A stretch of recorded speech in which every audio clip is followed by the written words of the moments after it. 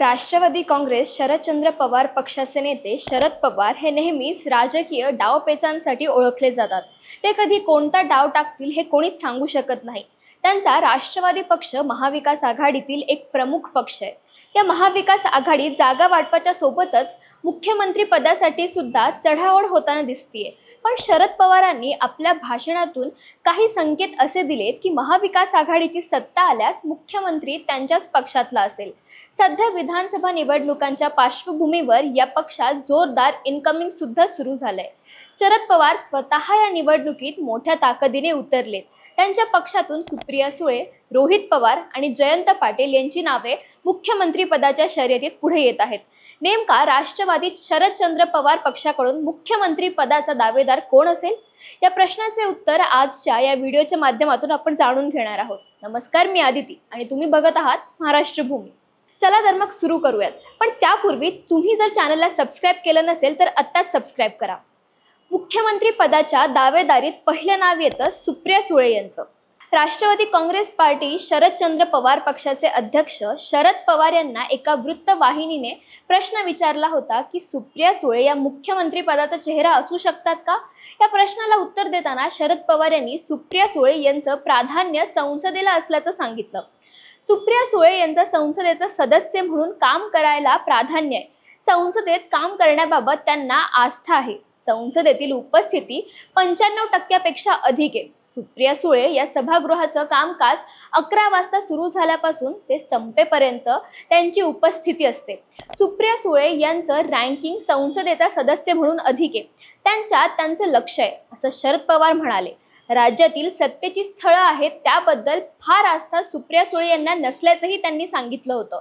त्यानंतर यादीतलं दुसरं नाव आहे रोहित पवार यांचं।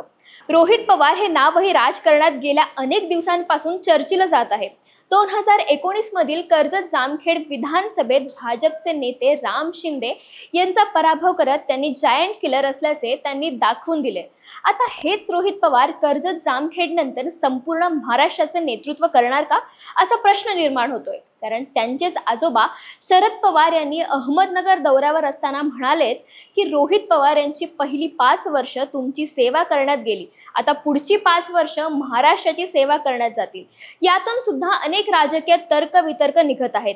याच दौऱ्यात रोहित पवारांचे भावी मुख्यमंत्री असा आशय असणारे बॅनर सुद्धा झळकले होते।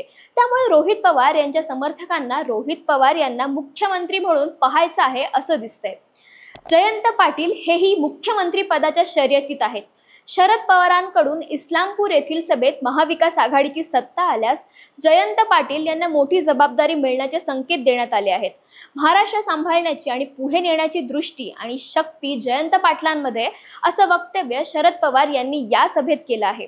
महाराष्ट्रातील सुपुत्राच्या हाती महाराष्ट्र उभारण्याची, सावरण्याची, महाराष्ट्र पुढे नेण्याची जबाबदारी टाकणार आहे। शरद पवारांकडून जयंत पाटलांच्या सीएम पदाचे संकेत असल्याची चर्चा रंगली आहे। या सभेत जयंत पाटील भाषणाला उभे राहिले असताना भावी मुख्यमंत्री जयंत पाटील अशा उपस्थितीत कार्यकर्त्यांनी घोषणा सुद्धा दिल्या आहेत।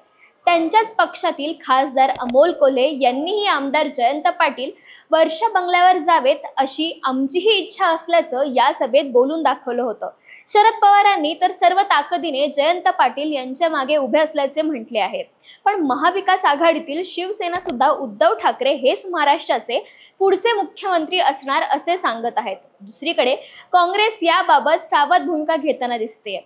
तर राष्ट्रवादी शरदचंद्र पवार पक्षाकडून मुख्यमंत्री पद आमच्याकडेच असेल असा दावा संकेतांच्या मार्फत केला जातोय। आता मुख्यमंत्री कोण असणार हे मात्र आताच सांगू शकत नाही। सुप्रिया सुळे, रोहित पवार, जयंत पाटील यांची नावे तर राष्ट्रवादी शरदचंद्र पवार पक्षाकडून शर्यतीत आहेतच, मात्र त्यांना स्पर्धा महाविकास आघाडीतील अन्य पक्षांची सुद्धा आहे। त्यामुळे मुख्यमंत्री पदाचा दावेदार असा आत्ताच सांगता येणार नाही।